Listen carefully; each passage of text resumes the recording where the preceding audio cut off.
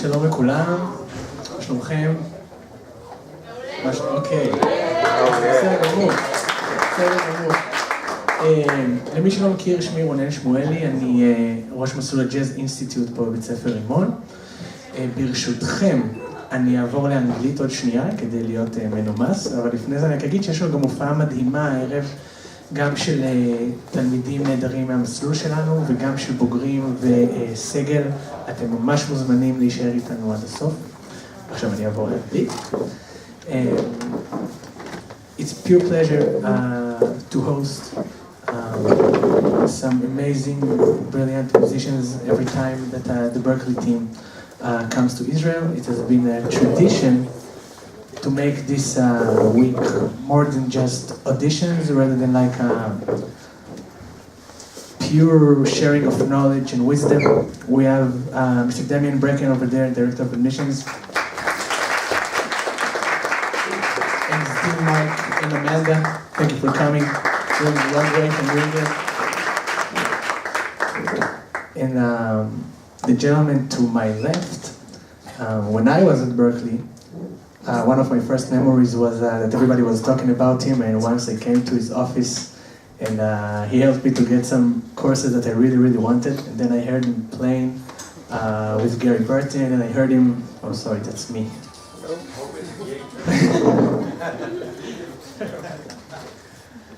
And then, even when I was going in the hallways, I heard him practicing, and it was sounding like beautiful music, and I always cherish those moments. So without further ado, Mr. Jim Oudgren.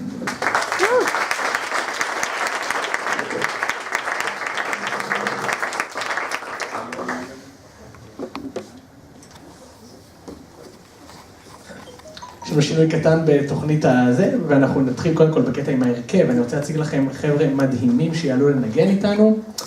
Please welcome Mr. חן הר-אבן on the drum.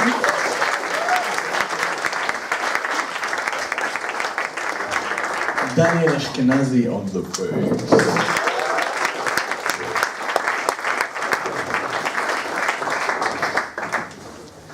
And First Lady Adar Yosha on the piano, among the other instruments that she's playing. אז עכשיו אל תלמדו ממני, תשימו את הפלאפון לשקט, סבבה? תהנו. I tried to pronounce everybody's name before, so I had to ask Ronan to do it. I'll work on it, I promise. Cool. All right, we're going to play a song for you. See if you can guess what it is.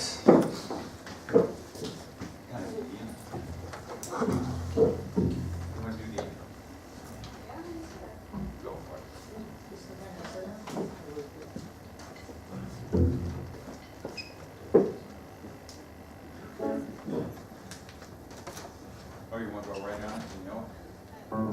You got it? Yep. Kind of medium.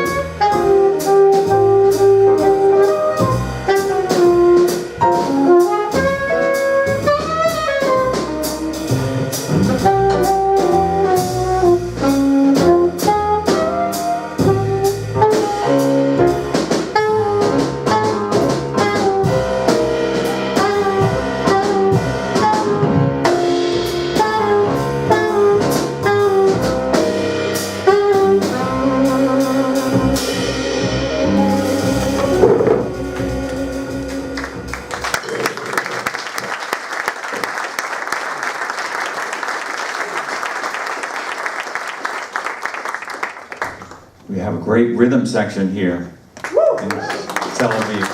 It sounds beautiful. So I figured the very first thing that I'd like to do, are there ensemble teachers here? Anybody who teaches ensembles? Ah, great. So over the years, you must notice that I'm kind of here on the stage with no instruments anywhere near me except this one. So what I thought I'd do is something that we've done a few times over the years in various clinics, and that's how to set up the stage for the best sound for a jazz group. And right now, this is really tough, the way that we are physically from each other. So I'd like to reconfigure the stage with the, I don't know if we have any, do we have any strong folks that can help us move instruments a little bit and come on up onto the stage? Anybody out there, Mike? You can help us do it. All I want to do, I want to move the, what I want to do is to get it so that it sounds better to us on stage, and this can actually be done. It's not even really that big of a deal. So let's do it bit by bit. So first,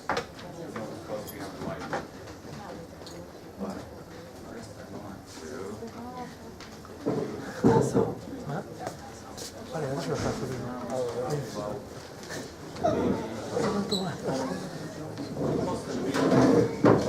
I want to move the drums forward, almost like a meter.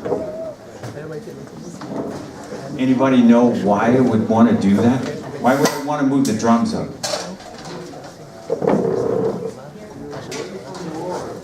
What is it? Away from the wall. Yeah, he's in the corner by himself. What's one of the most important things that has to happen in a jazz group? What goes out to the audience immediately? Connection, interaction, right, between the musicians. How many of you play jazz? Anybody of you play jazz? Cool. So you play gigs where the sound is not right. How many of you play gigs where the sound is not right? Only me? Okay, cool. All right, so what we can do is, if you know some of the basics, how these things work, we can make this work. So one of the reasons, one of the most important relationships for a group is between the two instruments behind me to my left, which is the bass and the drums. Because a lot of the energy, the rhythmic time, feel, and energy comes from the relationship between those two. So now if you notice that I give you a big hint, I moved the drums up about a meter. Do you think the drummer can hear the bass better? Yeah. So that's one of the first things. A lot of times the time feel is not going to happen as well if they're really separated. They really can't hear each other. So it's a real simple thing. And I was telling Ronan, when I teach high-level jazz ensembles in Boston, and one of the things I do immediately is this. This right away helps so much with the time. And now there's one other instrument that seems to be kind of far away. Yeah. So we got to work with that a little bit. So, yeah, don't hurt your fingers.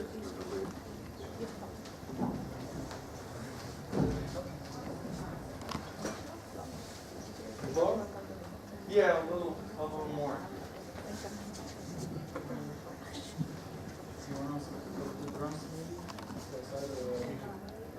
I don't know, how do you feel? I want you to be able to see everybody. The next thing is, we'll start there. We might move it a little more. So now, does it look more like a band when you look? Yeah, right? And it's one of those modern miracles. It's like, something's wrong, I'm not really sure what's wrong. Well, this is usually what the problem is. You really need this to happen, and there's one other thing from this setup, is that a lot of, well, I'll tell you a quick story. I played a gig on a boat that goes out into Boston Harbor. Right next to Boston Harbor is Logan Airport. And I was in the middle of playing a ballad, and a jet went over so low to the boat that I thought it was the tires were going to touch the top of the boat. I was like, wow, this thing is low. And I could see, we were in the middle of playing a ballad, which is hard enough anyway. And as the jet went over, all the sound went away. I was still playing, I couldn't hear anything. Couldn't hear myself, couldn't hear anything. So I watched the hi-hat. It was visual, I could see the hi-hat. And the jet went by and landed, and the sound came back, and we were all in the same place in the tune. So there's a visual part of this that has to happen. The pianist needs to see the drummer, bass player, you need to be able to look back and forth. Can you do that now? Yeah. Cool. So it's pretty comfortable. So can we do the same tune just a little brighter though? Can we take it up a little bit? Just do a short version for you to get the verdict. So right on it, we don't need any trouble. So I walk, sometimes I walk around, I'll walk a little bit till I find the sweet spot. I don't know if you know what I mean. It's because I can walk around, I'm looking for where I can hear the instruments the way I want to hear them. I'm the only one up here that has the option. All right, cool. 1, 2, right on. 1, 2, 1.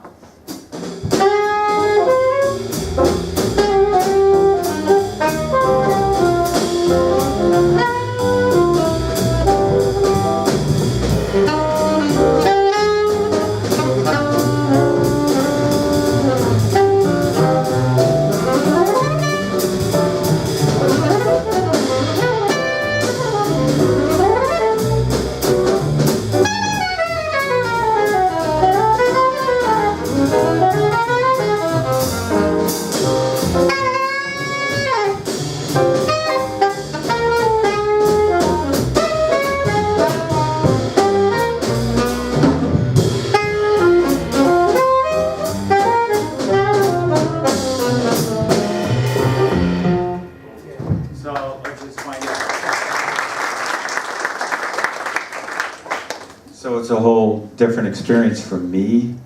Let's find out was this any better? Yeah. Cool. What could you hear better? Hear better the drums and Yeah. the cymbals. I know I've got monitors so I can hear the bass Yeah. quite clearly, but the drums are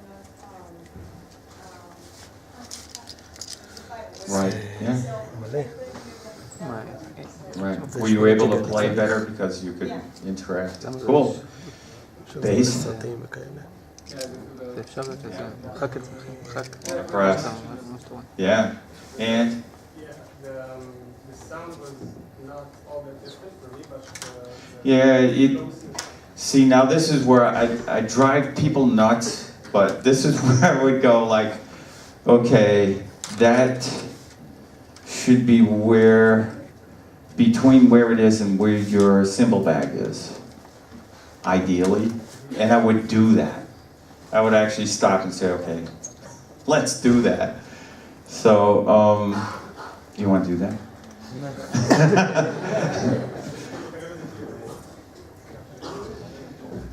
So that I can't emphasize to you enough that as a performer, what a difference this makes. It gets to the point where I really don't need any monitors, and if I don't need monitors, the music is so much better. You know, it just everything's very natural. So I've done this a couple of times, done some clinics.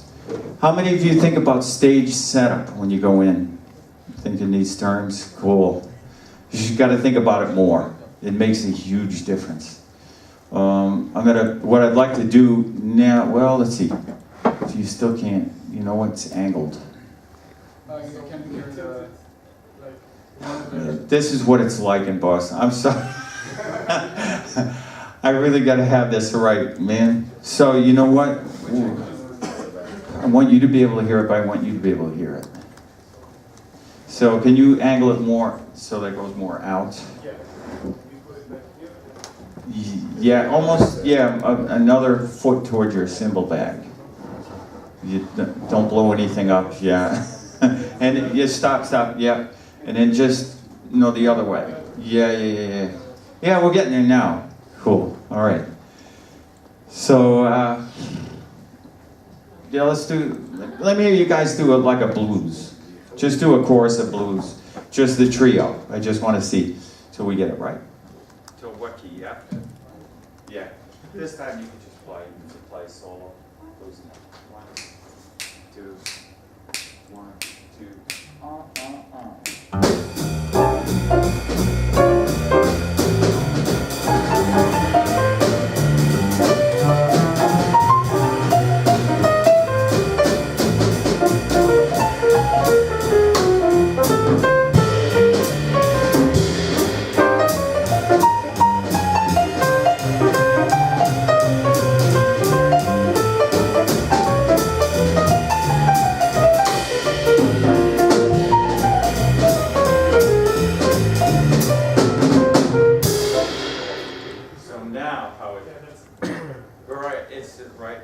So this is one of those things that from being a musician for so long, I've watched and learned how great bands set up on the stage.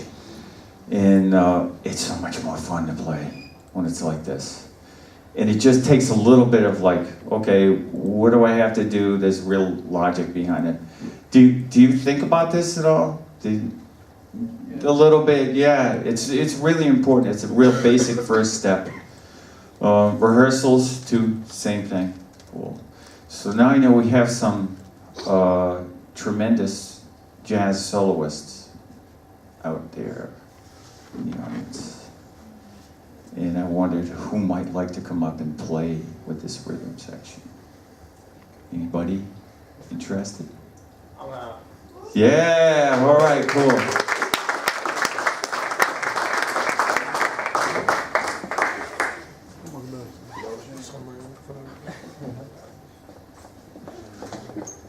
Better, right?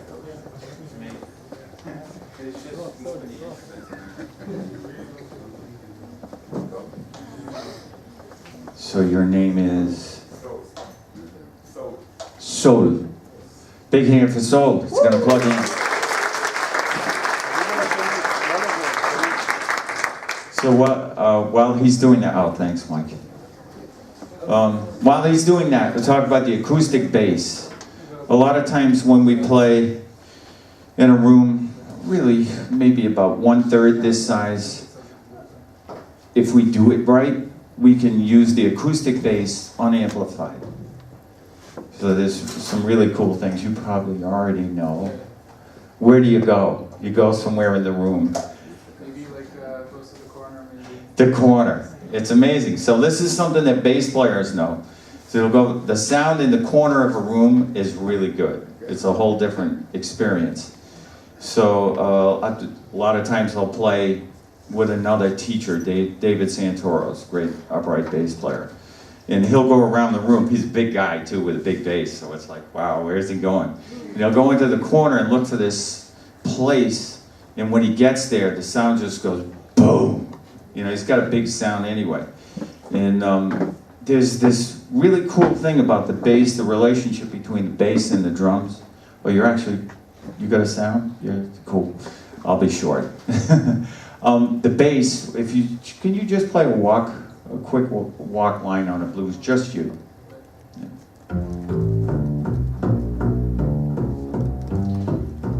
Cool, perfect. Yeah, nice sound. He's got a nice sound, doesn't he? Woo! Nice bass sound. Cool. So what happens is, the bass has a different sound than the saxophone. The shape of it has this kind of like dome. You know what I mean? There's the articulation, but the peak of the sound is... So that's the beat. The beat is in there somewhere. You know, it's big. It's bigger than, it's not just a point, tick, tick, tick, like a metronome, but it's a little big and there's room in there. So once you get to this point where you can hear that shape, that tells a lot of information about where is your time exactly. The 2 and the 4, in the quarters on the right and the skip beat, just how to hook up. You know, so it really, there are all these things that happen, musical things that happen from making these slight changes. Cool. So now we got guitar. We introduced guitar, and you're probably in the sweet spot, so I'm going to move when you play. As a soloist, or if I was the band leader, I might play, but then I would get out of the way, so that you have the option to step around, move around a little bit, and find out where you would do that as you play. Cool. So what's comfortable? Do you want to do the same tunes we've been doing? You want to do blues or? Yeah, cool. What key? B flat blues. Cool. So I'm going to let you count it off. Why don't you just play a few choruses? Get into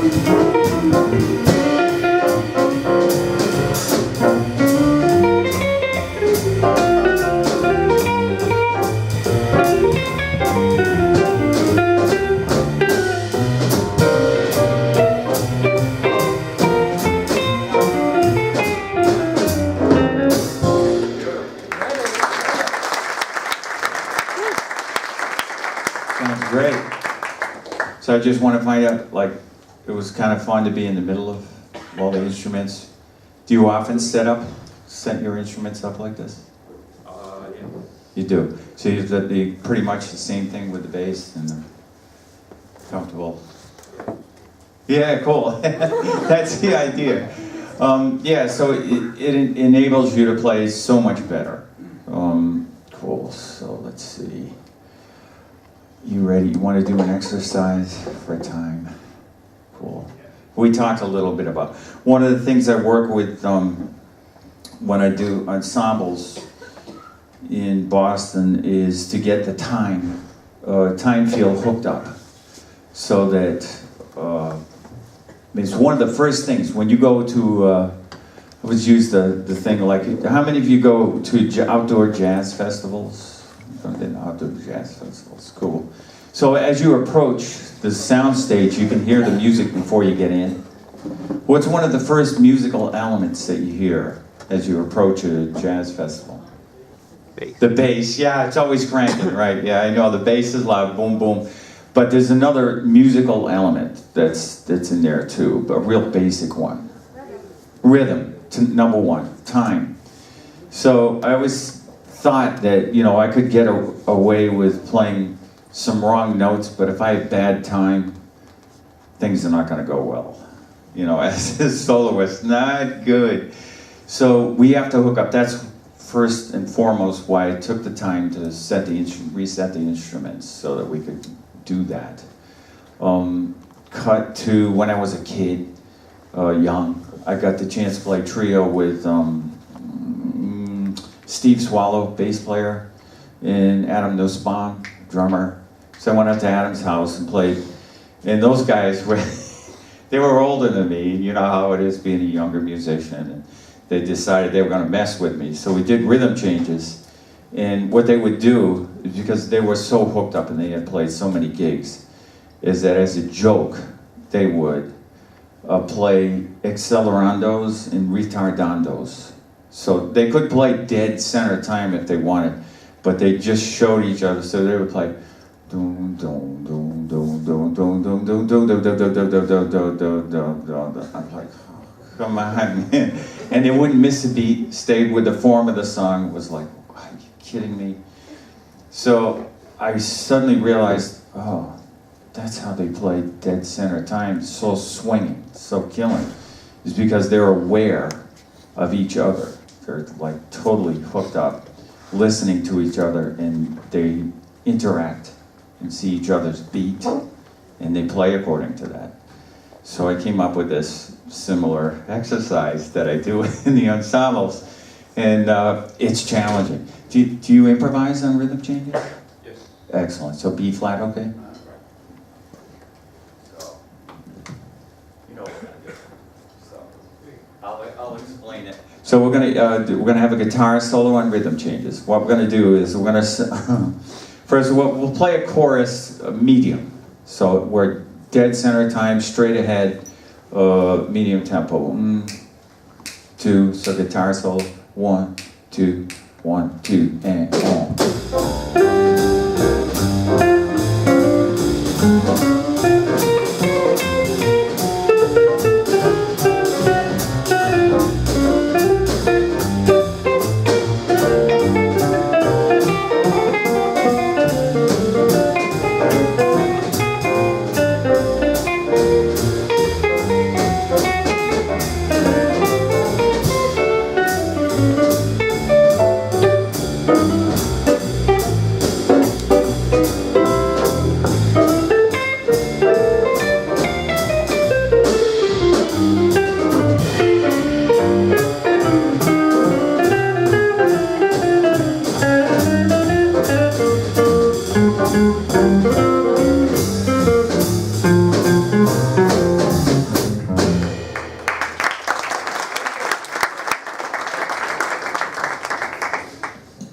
Swing, nice solo, nice soloist, great to hear. Now here's an exercise we can do with it.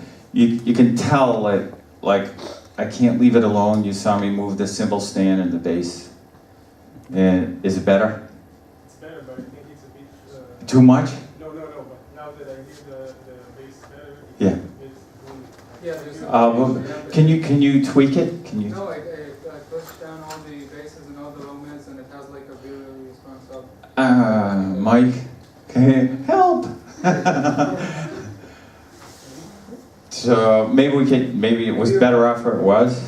Maybe no, it's not that. It was all the time like Yeah, that. but now Oh, it was, yeah, sorry, yeah. Play acoustic Now you can hear really what it is, right? Is, maybe you should play acoustic or maybe a microphone. yeah. I don't know, maybe there's a hidden tone control. Anyway, so what I want to do is break up. How many of you know I got rhythm changes? How many jazz players? So how long is the song form? Song form? How many measures? 32, right? So we call that, there's a Berklee, one of the founders of Berklee was this guy, John Laporta. And he had two ways of describing song form. One was outer song form, that's one time through the entire tune before it cycles again. And then inner song form, which is the little subdivisions, the sections within the 32. So how long are those inner song form sections? 8 bars, right? Cool. So what we're going to do is, we'll hang with it. We'll hang with the air sound. It's great. Is it really too much? It's driving you nuts? Good. Okay. All right. Cool. Thanks. All right. So what I want to do is start. I got to find out where their fastest, comfortable tempo is. So it's going to take a second. I don't know where you guys like. I don't know physical injuries. Yeah. Okay. Oh man! Did you hear that? Oh man! Woo! This is a tough crowd up here. Wow! I always say the same thing in Boston, which is, please, what's your fastest tempo? No physical injuries, please.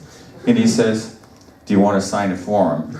It's like, oh man, I better watch it. Okay, cool.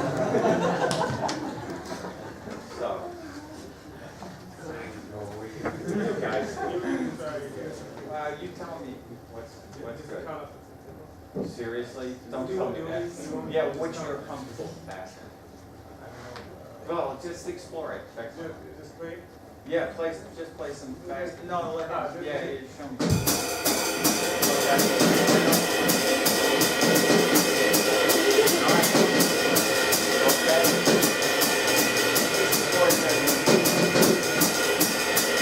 Okay, you got me a rhythm section that can play. That's the fast number. Very cool, right? It's just got some chops. Cool. All right, cool. And you're comfortable with that? Cool, walking? Awesome. Okay, so that's going to be your fast tempo. Cool. So now we're going to do 2 8-bar sections. So what's going to happen is we're going to start at, I don't know, around 40. Let me take my pulse. I'm just kidding. All right, so somewhere around 40. I'll be here all week. I will. All right. Anyway, so we're going to start really slow, but what we want to do is, everything's in Italian, right? Poco a poco, little by little. We want to do an accelerando, which is, we want to very evenly and smoothly go from this real slow tempo up to the one you just played. At that point, we'll be at the bridge, and then when we get to the bridge, ritardando. So poco a poco, right? So this is a lot of work. You got to do it. You know the story about the hi-hat, right? Me watching the hi-hat? Yeah. So you guys, this is a visual to this too, right? You got to work together. So you can solo over it. Right. Yeah. Just play a couple notes, you know, whatever you feel like. Cool. So do you want me to count, or do you want to count? Very slow. Yeah, we're coming in real slow. Cool. So something somewhere around there. Yeah. Yeah, those no, those are 8th notes. No, that's a quarter note. Yeah. You got it.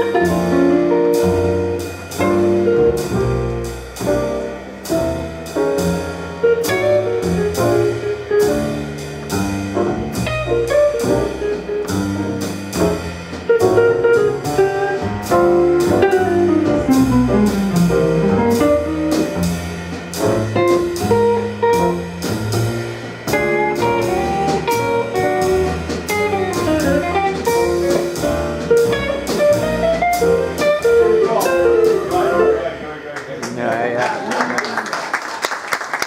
2, 3. It's like, wow, right? It's like, whoa, what are you making us do? Right? Okay. Yeah, it's tricky. So one more time, that fast tempo that you played before. Yeah, Just yeah, go ahead and yeah. play a little bit. Just that tempo. Yeah, just play. Cool. You got it. Cool. Cool. We got to get there by bar 17, right? But it's got to be smooth, right? So I know you can do it. Want to try it again? Yep. Awesome.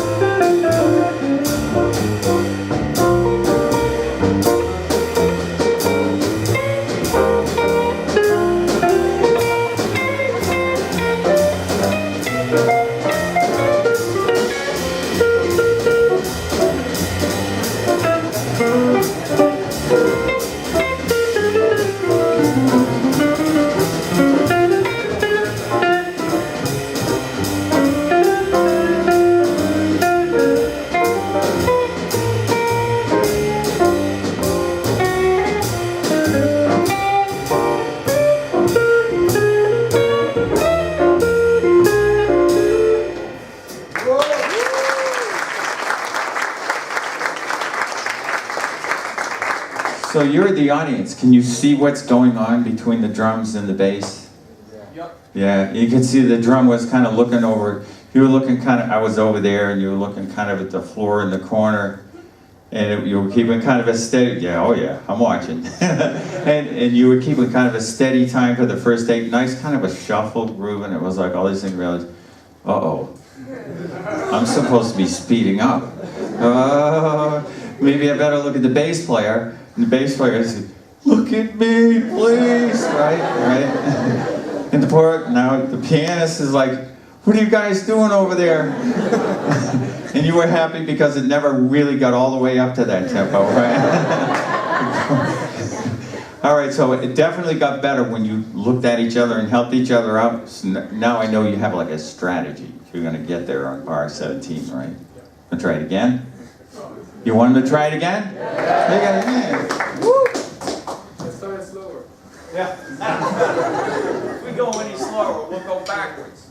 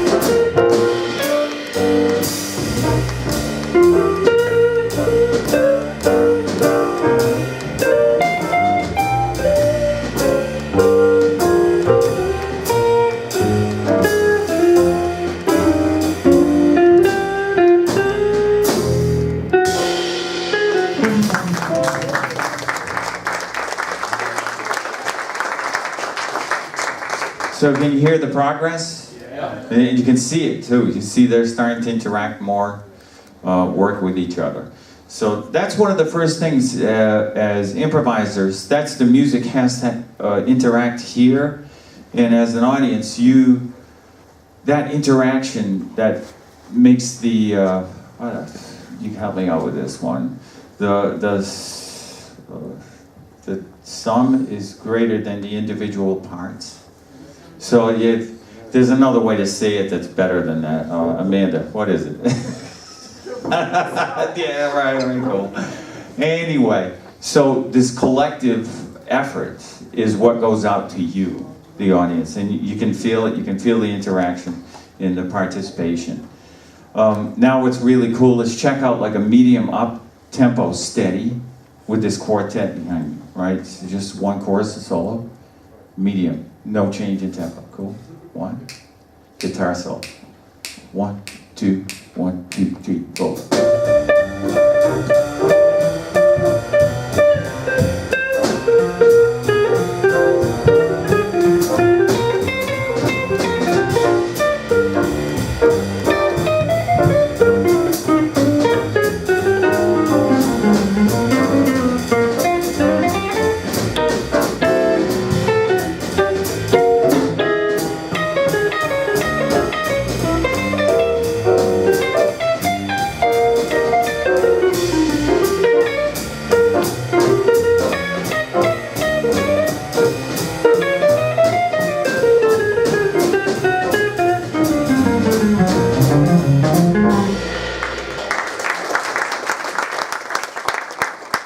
Can you hear the difference as they're playing now than when they first played? Oh, God. Oh, I hope you can. Wow, I can. It feels like, can you feel the difference between your collective work, where the beat is? You can play to the beat, right? Cool. Cool. Nice. All right. Wow, that's awesome. Great. Did you want to play a solo with them? Yeah, you want to come up? You can play in this mic.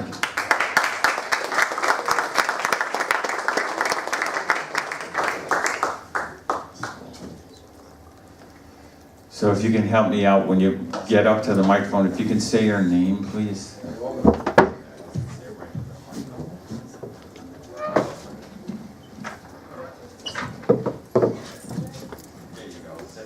עומר.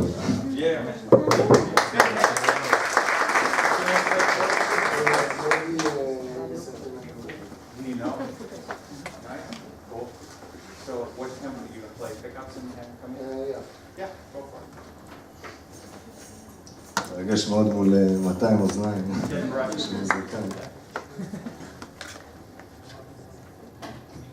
אז אני אתחיל את הפיתה.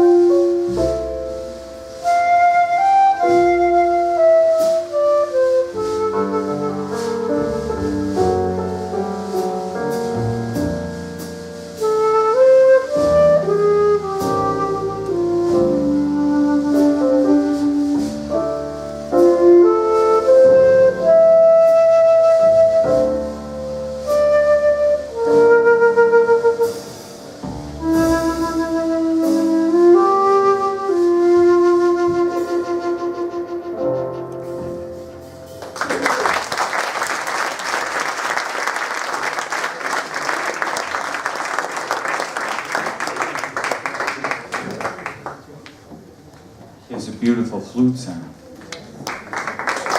Thank you. So one of the things that you did to help was to do what? Played a segment of the melody. Did you hear that? Bring it. It's awesome. So as a copper, someone that accompanies now with chords, that's an option. A lot of times as improvisers, how many of you have heard the old Miles Davis recordings from the late 60s, like 67, 68, with Tony, Herbie, Ron, and Wayne?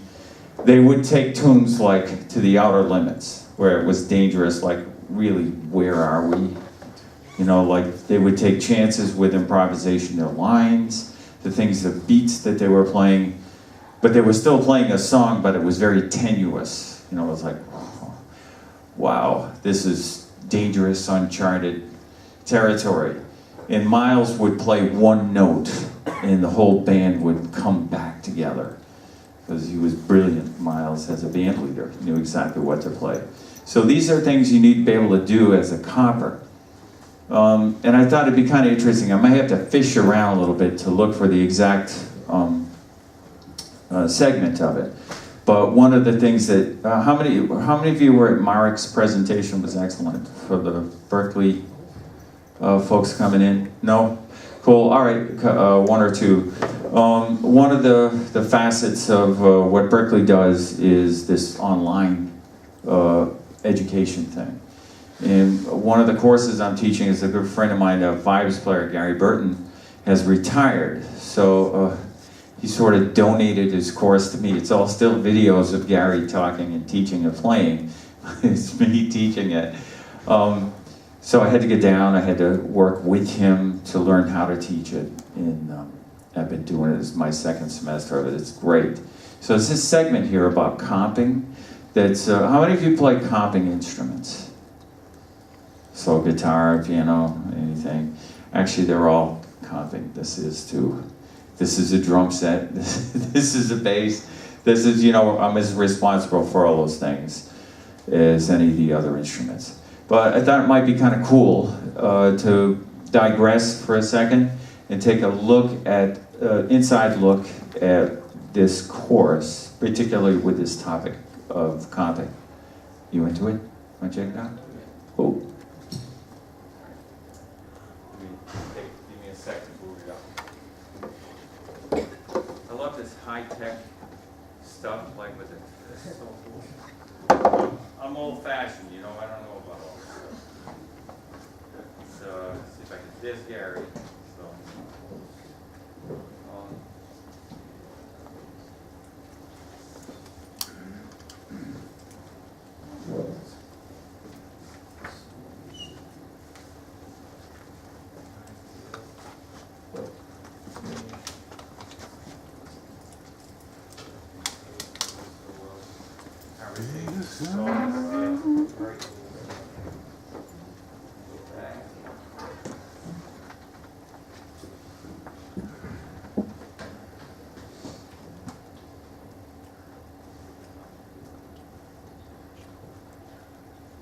So I had to do all these things.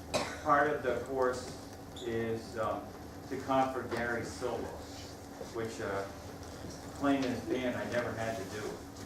So then I gave it a shot like I was a student, and I realized how hard it was for him to comp for me. Wow. Good trip.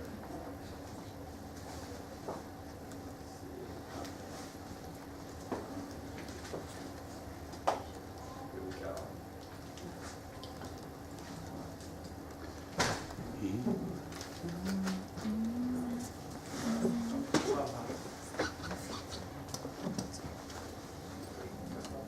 I hope this is not too loud. So here are some general Let the internet catch up.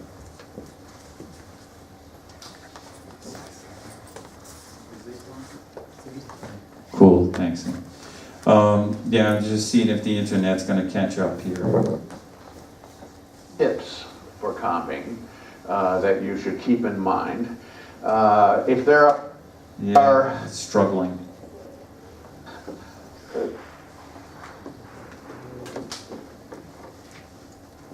It's too bad. There's some cool stuff. Should I just let it go for a second? If I let it go, it'll catch up? Yeah, cool. Let it load. Cool. Yeah, so we were talking about, well, one of the things he talks about is that, how many of you are in bands where more than one chordal instrument is comping? So guitar and piano, or two guitars, that kind of thing. Yeah, I've been in them too. And as a soloist, I can get overwhelmed because there's so much going on that there's no room left for my solo. Does that ever happen to you? One of the things, ways to think about it is if you're one of the comping instruments, to think that the sum total of your comping should equal one comper. So that means two accompanists listening to each other, and the sum total of rhythmically and vertically what you're playing should be about equal to what one chord comping instrument would be. That means you, like we had the bass and drums working together, then you have to have the two chord accompanists to work together to reach sort of an agreement as to what should be going on. Sounds easy, it's not. It's really challenging. Cool. So I thought, yeah, I think it's catching up. At least we can catch a little bit of this. Let's hear what Gary has to say about it.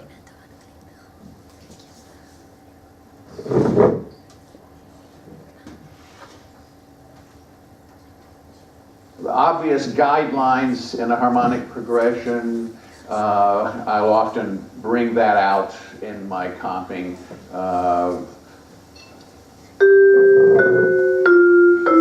For instance, I also look ahead and I see a strong resolution coming up. We're going to go back to the one chord. And so I say, okay, I want to be there for that.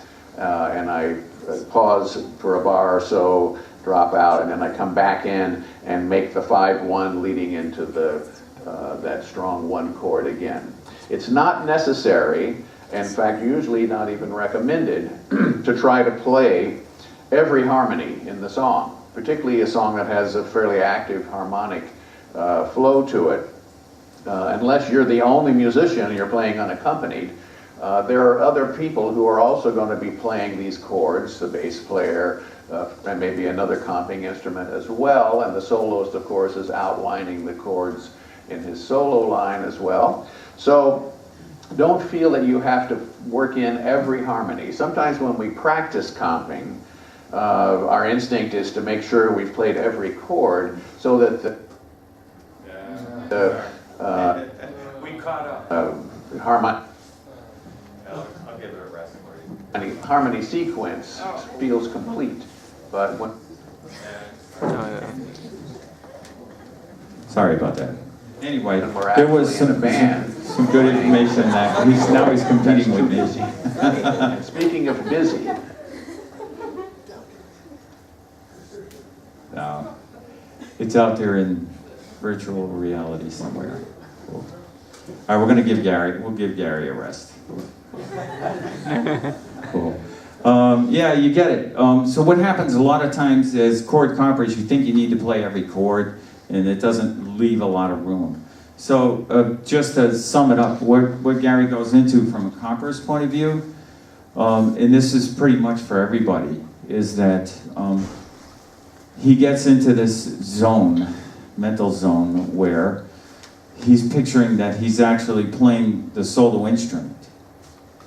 And that he doesn't even really hear his own comping. It just it fits in the big picture of what's going on.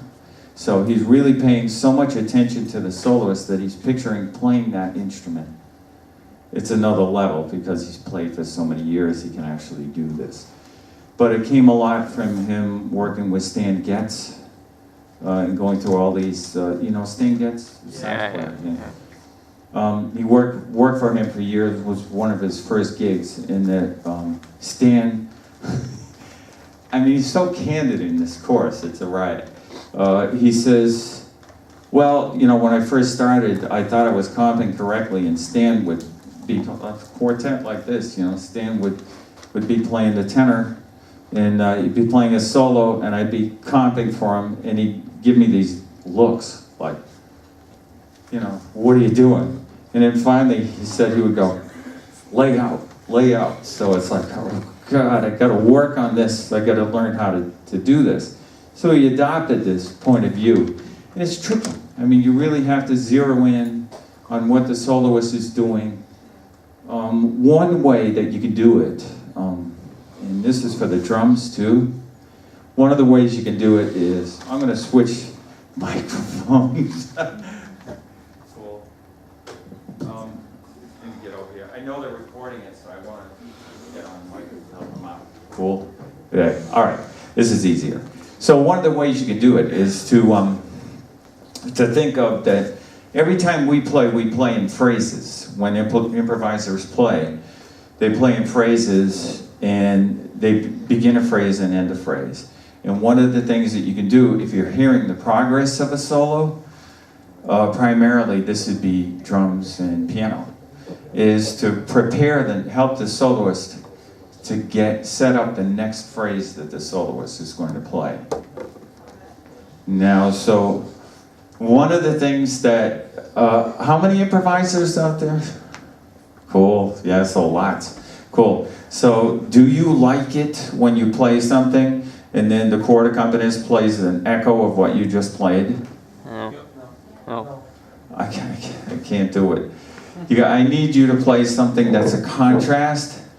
The last thing I want to do is play bop, bop, bop, up, and then here, bop, bop, bop, up. Now what do I do, right? So what you want to do is help set up the next entrance, and you don't want to play the very last thing as an answer to that. Cool. All right.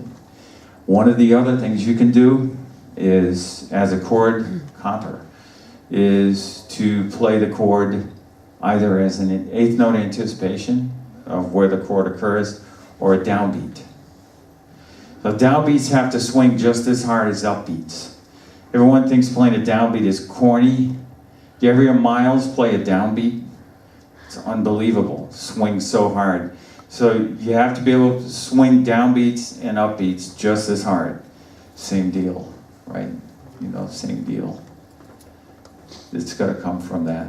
So what happens as a soloist, if you're delaying your chords, you're playing on the up of 1 or the up of 3, all of a sudden I'm not sure.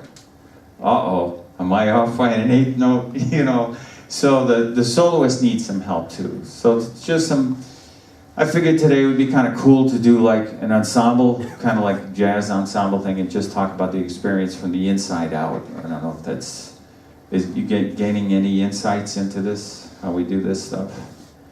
Cool.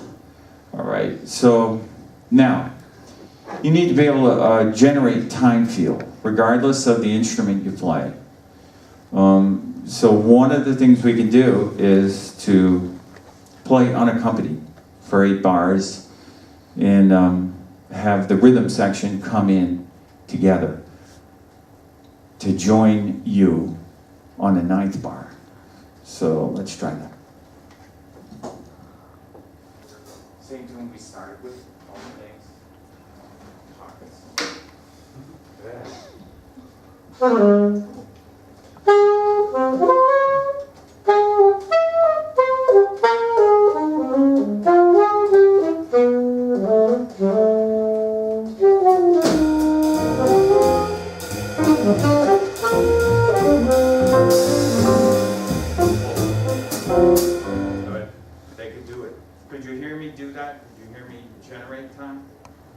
So what techniques, what am I doing that makes time feel when I play? What musical elements are at work? Quiet. Pardon? Quiet. Silence, yeah, space between the notes, yeah. So actually articulation, both attack and release, that gives a lot of information about the time. There's another thing that happens, dynamics. Cool. So let's see, let's do a blues in F. And you know Au Revoir? Cool. All right, so blues in F. I want to talk about the dynamics, but first let's play it and then talk about it.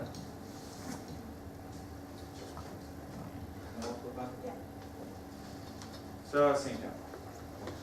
1, 2, 3.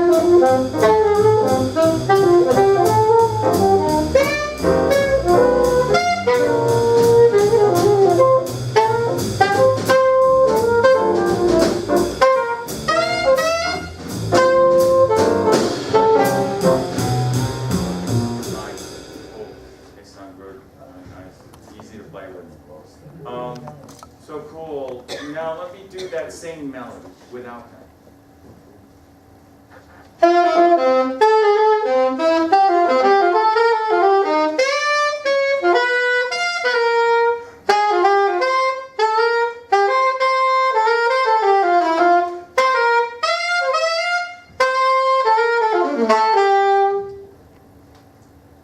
Notice any difference between the other way I played it? Sorry. Sorry about that, Mike. Notice any difference? What's missing the way I just played it? Yeah, articulations and dynamics. Dynamics are my way of communicating rhythm to the drums. Once those are gone, it's like, wow, it's really hard to play. Hard for you to play along with it. So, what are the rules? What are the basic rules for jazz interpretation of song melody? How do you know which notes to accent, which notes to ghost? Anybody know the basic rules for that? Go for it. Usually the fifths, the fifths you accent. Yep. When you're doing like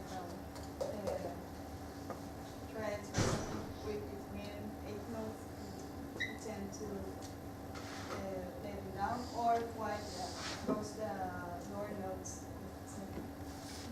Exactly. So, the highest notes in the phrase, especially highest notes separated out by an inch of a leap up to that note and then back down away from it, that note gets accented. And conversely, notes leap down to and back up away from are the quietest notes. Then there's, you know what I mean by dynamics wedges? Like crescendi, diminuendi? So, right, yeah, cool. So, if you follow the note heads, might as well do this. How many of you, when you were growing up, had a book that had numbers in it, and you took a pencil and you followed the numbers and you came up with a picture? Am I the only one? Oh, okay. So now if you take the note heads in a given melody and you just connect them with a pencil, that's your dynamic curve. Cool. That's it. It works. So maybe I can. This was one of the things. It's Mike. It's still mirrored, right? Yeah. Awesome. So let me see if I can. I want to get that PDF back up. So I started doing this stuff a long time ago, but then this semester I kind of mapped it out. So I figured I'd show you. It's a little over the top, but I think you'll dig it. So I just want to pop that open.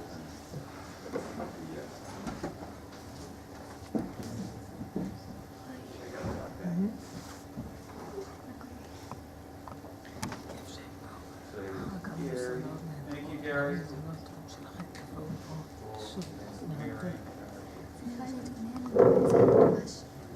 This one.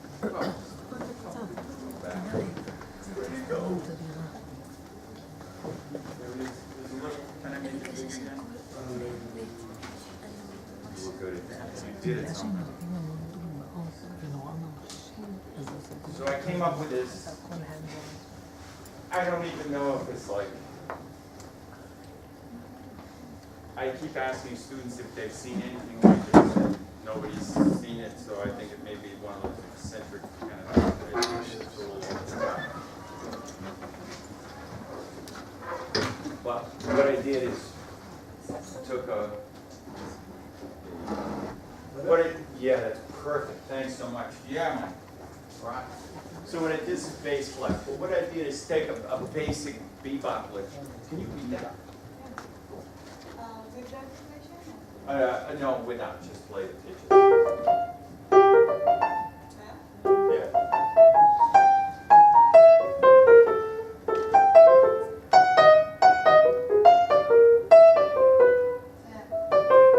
Typical bebop line, right? Typical jazz line. I steal everything. I steal everything. I stole that out of some solo, or probably two solos or something. But it's a classic type jazz line. If we were to play that without articulations, I mean, without dynamics, accents and ghosts, it would be a whole different experience. So it's just a series of pitches. But once you put the dynamics, the accents and the ghosts in it, it comes alive rhythmically. So rather than be just a sequence of pitches, that see, what the heck is that based on? It's like 2 bars of G minor, 2 bars of... G minor?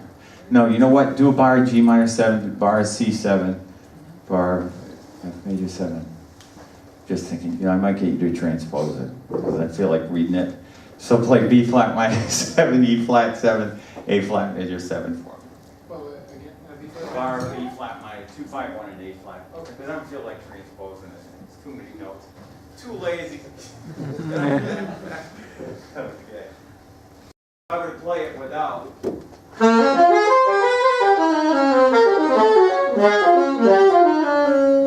Right?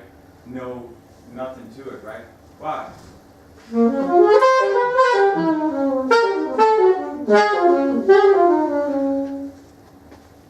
Tells you a lot more information. Cool. So you can put just B flat minor 7 for a bar, E flat 7 for a bar, E flat. 1, 2, 1, 2, 3.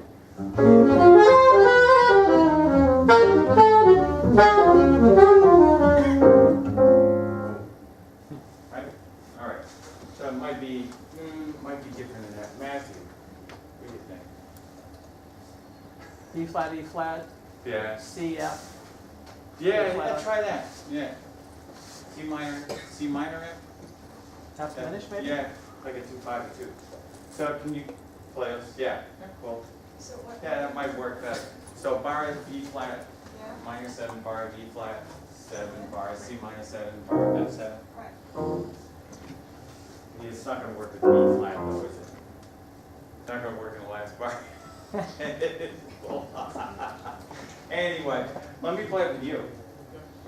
So this time, but just with the drums. So once without the dynamics.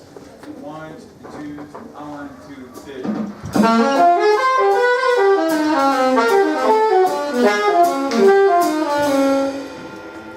It's just a bunch of notes. Cool. Then with the dynamics, 1, 2, 1, 2.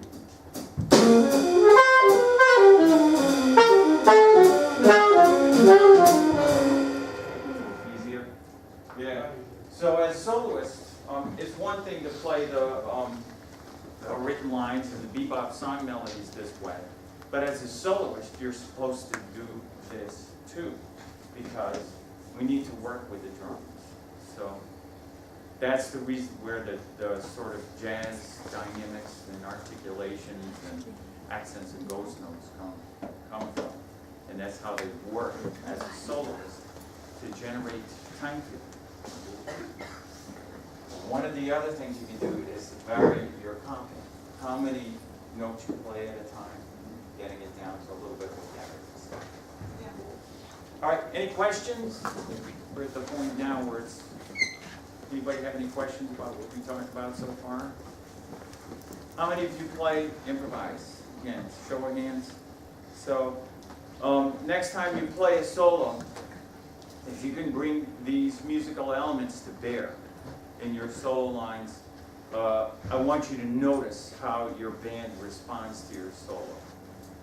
One of the toughest things to do to get out and play is to play and have no response from the rhythm section. So you just go through a solo and you play a bunch of notes, and your solo's over and you go, oh, what just happened? But one of the best things you can have happen is to go out, play a solo, and have the band respond to your solo and help you and set up the next solo. And so these things that we were talking about today, every one of these is going to help you to accomplish. Right? On behalf of the soloists that have come up and played, and the rhythm section, and Michael, and everybody, thanks so much.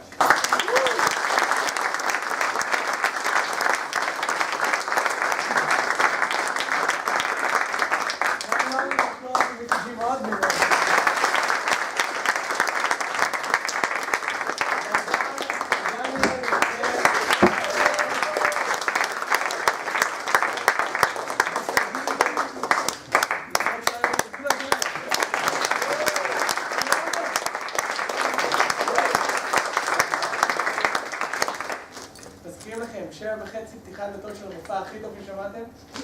אין לו לחתום מעיד, אבל הוא מעיד בכל מקרה. אתם ממש מוזמנים. שיהיה אחלה יום. תודה.